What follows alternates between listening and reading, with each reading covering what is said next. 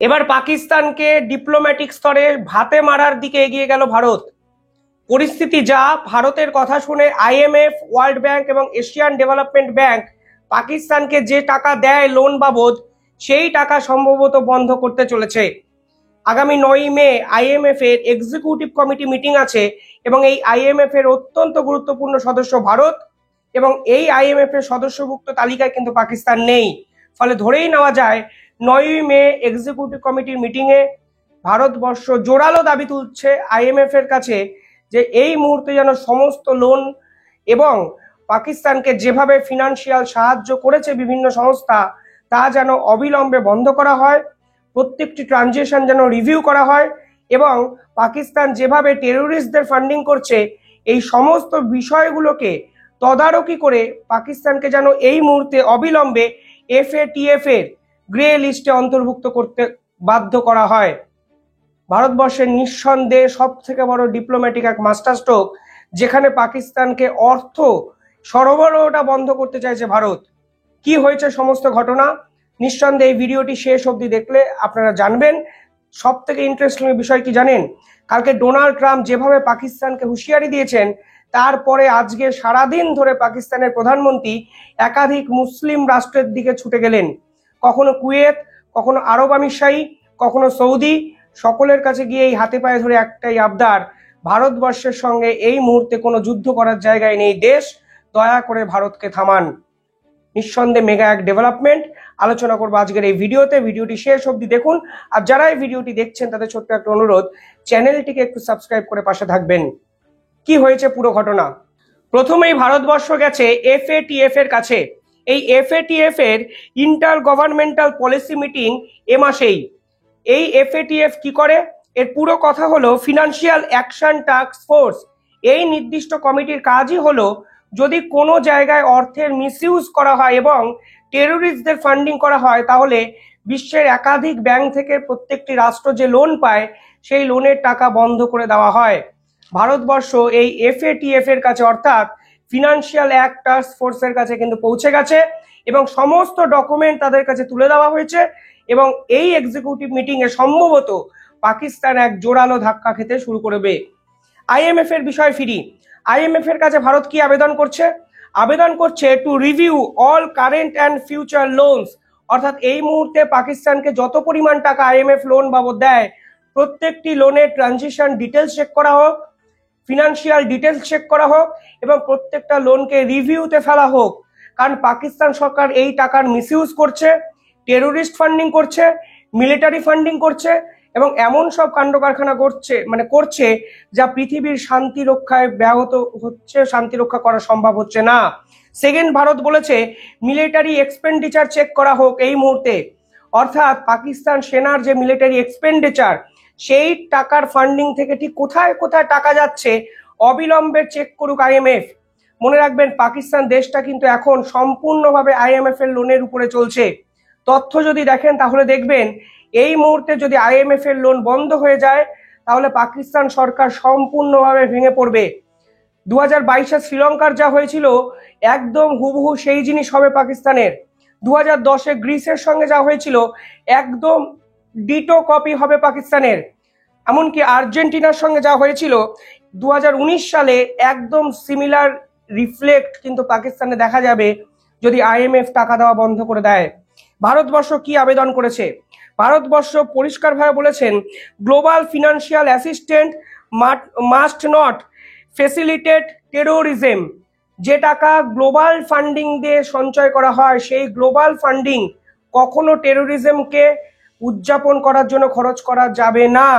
পাকিস্তান সেই টাকা দিনের পর দিন সন্ত্রাসবাদকে প্রশ্রয় দেওয়ার জন্য ব্যবহার করছে, যা ভারতবর্ষ সরাসরি এবার কিন্তু চিঠি লিখে আইএমএফ কে বলতে শুরু করলো। এই মুহূর্তে পাকিস্তান আইএমএফ থেকে $7 বিলিয়ন এই বেল আউট প্রজেক্ট কিন্তু পায়। তার মধ্যে $1.3 বিলিয়ন কিন্তু অলরেডি আইএমএফ ক্লিয়ার করে দিয়েছে। যখন এই টাকা ক্লিয়ার করা হয়েছিল ঠিক 3 মাস আগে আমি একটি ভিডিও বানিয়েছিলাম, সেখানে বলেছিলাম এই টাকা পাকিস্তান ফেরত দেবে কিনা তা আইএমএফ প্রশ্নচিহ্ন তুলেছে এবং পাকিস্তানকে একাধিক গুরুত্বপূর্ণ পদক্ষেপ নিতে বলেছে আইএমএফ। সবথেকে ইন্টারেস্টিং পদক্ষেপ কি ছিল মনে আছে? আইএমএফ সরাসরি পাকিস্তানকে বলেছিল সরকারি কর্মচারীর সংখ্যা কমাতে হবে, সরকারের ব্যয়ভারকে কমাতে হবে। রাতারাতি সেদিন পাকিস্তান সরকার কিন্তু 1.5 লক্ষ সরকারি কর্মচারীকে কমিয়ে দিয়েছিল, ছাঁটাই করে দিয়েছিল প্রশাসন থেকে। গুগলে গেলে এখনো সেই খবর আপনারা খুঁজে পাবেন, পারলে পড়ুন এবং বুঝবেন আইএমএফ দ্বারা এই পাকিস্তান কিন্তু সম্পূর্ণভাবে কন্ট্রোলড। এই 7 বিলিয়ন বেল আউট যে প্রজেক্ট আছে তার মধ্যে এখনো অব্দি পাকিস্তান পেয়েছে $1.3 বিলিয়ন। এবার ভারতবর্ষ গিয়ে পৌঁছে গেছে। ভারতবর্ষ বলছে এই টাকা কোথায় ব্যবহার করছে পাকিস্তান? টেরোরিজম ফান্ডিং এ ব্যবহার করছে। কেন গ্লোবাল ফান্ডিং টেরোরিজম অ্যাক্টিভিটিতে ব্যবহার করবে পাকিস্তান সেনাবাহিনী? কেন পাকিস্তান সেনাবাহিনী দিনের পর দিন এই ধরনের সন্ত্রাসবাদী ইসলামিক জঙ্গিগুলোকে ভারতবর্ষকে ঢুকিয়ে দেবে এবং তারা এদেরকে বোড়ে হিসাবে ব্যবহার করে ভারতবর্ষকে অশান্ত করবে? অবিলম্বে এই টাকা বন্ধ করতে হবে। পাশাপাশি ভারত সরকার ওয়ার্ল্ড ব্যাংক এবং এশিয়ান ডেভেলপমেন্ট ব্যাংকের কাছেও গেছে এবং পরিষ্কারভাবে জানিয়ে দিয়েছে এই টাকা অবিলম্বে বন্ধ করা প্রয়োজন, কারণ এই টাকার মিসইউজ হচ্ছে। ইমিডিয়েটলি রিপোর্ট কমিটি তৈরি করতে হবে, রিভিউ করতে হবে, কারণ এই টাকা ঠিক কোথায় ব্যবহার হচ্ছে তা গোটা বিশ্বের এই মুহূর্তে জানা প্রয়োজন। পাশাপাশি পাকিস্তান একটি স্টেটমেন্ট দিয়েছে এরপরে। পাকিস্তান বলেছে যদি এই মুহূর্তে আইএমএফ এর এই টাকা বন্ধ হয়ে যায় তাহলে পাকিস্তানের মাইক্রো ইকোনমিক স্টেবিলিটি নষ্ট হবে, অর্থাৎ লোয়ার লেভেল অব্দি এক ফিনান্সিয়াল ক্রাইসিস দেখা দিতে পারে। Top level to low level প্রত্যেকটা সেক্টর এফেক্টেড হবে। দয়া করে যেন এই টাকা বন্ধ করা না হয়। পাশাপাশি তারা বলেছে এই মুহূর্তে আমরা নিউট্রাল ইনভেস্টিগেশনের জন্য রাজি আছি এবং নিউট্রাল ইনভেস্টিগেশন হলে আসলে কাশ্মীরের ঘটনায় যে পাকিস্তানে যোগ নেই তা এস্টাবলিশমেন্ট করতে পারবে পাকিস্তান, এরকম মনে করছে। 2019-এর উরি অ্যাটাকের সময় মনে আছে নিউট্রাল ইনভেস্টিগেশনের সুযোগ দিয়েছিল ভারতবর্ষ। পাকিস্তান থেকে একটি টিম ভারতবর্ষে এসে পুরো বিষয়টা তদন্ত করে। আমার মনে হয় সেই তদন্তকারী টিমের সেই রিপোর্ট প্রকাশ পাওয়ার পরও নিউট্রাল ইনভেস্টিগেশনের জায়গায় পাকিস্তান আছে বলে মনে হয় না। সেই রিপোর্ট ফিরে গিয়ে বলেছিল উরিতে তো কিছুই হয়নি, পাকিস্তান কেন দোষারোপ করা হচ্ছে? আপনারা ভাবতে পারেন যেভাবে উরিতে আমাদের গুরুত্বপূর্ণ নাগরিকদের কার্যত খুন করেছিল পাকিস্তানের ইসলামী জঙ্গিরা, আজকের দিনে দাঁড়িয়ে তারা ফের আবার চাইছে একটা নিউট্রাল ইনভেস্টিগেশন করতে এবং আন্তর্জাতিক স্তর যেন তাদের পাশে দাঁড়ায় এবং কোনো রকম যেন কোনো লোনের টাকা বন্ধ না হয়, যা তাদের প্রধান চাহিদা। পাশাপাশি তারা বলেছেন আইএমএফ এর সঙ্গে পাকিস্তানের সম্পর্ক তো সব ওয়েল অন ট্র্যাক আছে, সব কিছু ঠিক আছে, আপনারা প্লিজ এই টাকা বন্ধ করবেন না। কিন্তু যদি টাকা বন্ধ করে দেয় পাকিস্তান কিন্তু সম্পূর্ণভাবে সামাজিকভাবে ধসে পড়বে। তা কিন্তু একাধিক বিশেষজ্ঞরা এর আগেও বলেছেন, আপনারা বিভিন্ন জায়গায় হয়তো এই খবর দেখেওছেন। এই মুহূর্তে যদি টাকা বন্ধ করে দেওয়া হয় হুড়ুর করে বাড়বে ডলারের দাম। এখন $1 মূল্য পাকিস্তানে 280 টাকার কাছাকাছি পিকেআর পাকিস্তান টাকায়। যদি এই টাকা বন্ধ করে দেয় তাহলে এটা কোথায় যাবে কেউ জানে না। এই মুহূর্তে মুদ্রাস্ফীতি পরিমাণ যা আছে তার দ্বিগুণ হয়ে যাবে, 30 থেকে 40% মুদ্রাস্ফীতি হয়ে যাবে পাকিস্তানে। অর্থনৈতিক মন্দা দেখা যাবে, সম্পূর্ণভাবে পাকিস্তানের তেলের দাম বাড়বে, খাদ্যদ্রব্যের দাম বাড়বে, পণ্যের দাম বাড়বে, যা এফোর্ড করার ক্ষমতা এই মুহূর্তে পাকিস্তানে নেই। পাশাপাশি ভারতবর্ষ FATF এর কাছে চলে গেছে, যেখানে ফিনান্সিয়াল অ্যাকশন টাস্ক ফোর্সের কাছে গিয়ে ভারতবর্ষ অলরেডি প্রমাণ করতে পারছে যে কাশ্মীরের এই ঘটনায় পাকিস্তান যোগ স্পষ্ট। এমনকি যে জঙ্গির ছবি আমাদের সামনে এসছে তিনি পাকিস্তান আর্মির প্রাক্তন এক জেনারেল ছিলেন, কর্তা ছিলেন, হোয়াট এভার দ্য থিং। অর্থাৎ যেভাবে দিনের পর দিন পাকিস্তান ভারতবর্ষকে অশান্ত করে ফেলছে, এই প্রথমবারের জন্য পাকিস্তানকে ভাতে মারার দিকে এগিয়ে গেল ভারতবর্ষ। পাকিস্তান পাল্টা কি করলো?